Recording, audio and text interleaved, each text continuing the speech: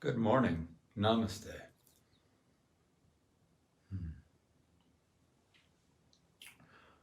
If you've been seeing some of my sharings recently, I've been speaking about the non-efforting of love.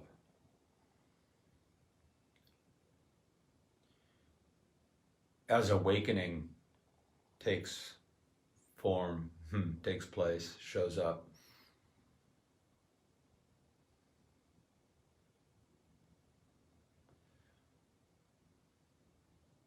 the need to remember to be loving, to remember to be peaceful, to manage the self, to be a more loving self or a more peaceful self and a more compassionate self, less judgmental self. The management of the self falls away because the self that is being managed is seen to be thought forms.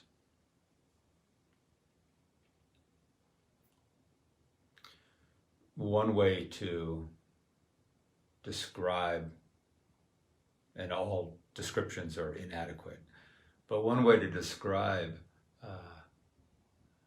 awakening is that the consciousness of divine love, the consciousness of divine love awakens within us and is recognized, is realized as us. The absolute nature of being is a consciousness of divine love, sometimes described as unconditional loving awareness. Unconditional loving consciousness is actually the awake self, within which a dream of self has been occurring. The conditioning, the story of self we've built in our own minds is a construct. Awakened from that construct, the embodiment of the consciousness of divine love is embodied. In that space, in that state, in that awakened beingness, the need to choose to be loving, or choose to be peaceful, or choose to be kind, or choose to be compassionate falls away. That efforting is no longer needed. Love is no longer a thought. Love is no longer a thought. An event occurs, and there's no longer a process of, should I love this? Can I love this? To what degree is there love of this? The embodiment of divine loving consciousness is. There's no efforting, it just is. The loving occurs. And let's be clear about, the love is such a tricky word. It's helpful to replace unconditional love with unconditional presence. We have a sense of love, the human sense of love is a conditioned love. My love will always be conditioning. The love of the story of chess, the image that has been built in mind of a separate self will always be a conditional love. And love gets confused with a form of liking. Love is to really like, I love ice cream. Yeah, I don't love Brussels sprouts so much, right? So it's a degree of liking. Presence is just to be with. The consciousness of divine love is divine presence. To be with without the judgment. Just to be with. present to, no story about. Love is not an opinion. Love is not a judgment. Love is not a thought. It's not a belief.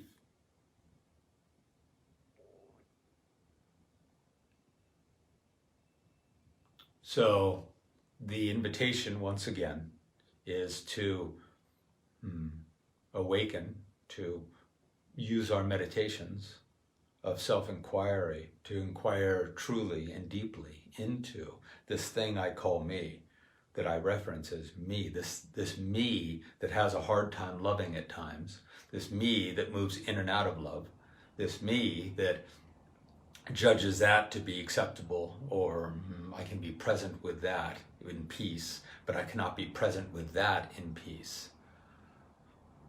To inquire deeply and inquire that me that I refer to, what is that? Is it really me? Or is it a dream to me, a construct of me, a conditioned thing I call me? And then the next inquiry is to say, and if that isn't me, truly, eternally, wholly, then who am I, really? And to point our awareness within our meditations beyond the image of self, the thoughts of self, the beliefs of self, the constructs of self, the conditioning of self, and to find out when that is set aside even momentarily, even for a moment. If we don't have any thoughts about self, any beliefs of self, any story of self, do we still exist in that moment that the story is truly set down for a moment? Do we still exist?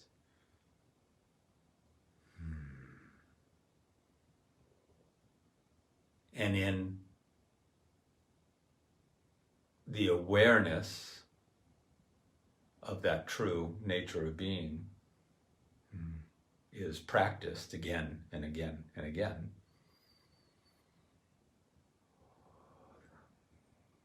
We come into a faith, a knowing, not a knowing in the mind, but just a knowing, an embodiment of what is there always, eternally, infinitely, beyond the story of self. And that supplants, that becomes the forward beingness, and the story and the conditioning falls into the background. And just like a dream, when you wake up in the morning, the dreams of the night fall away.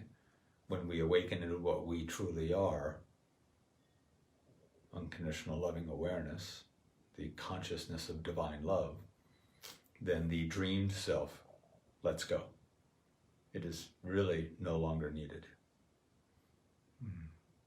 We still have a sense of an identity that's handy. It's handy to know whose mouth to put the food into.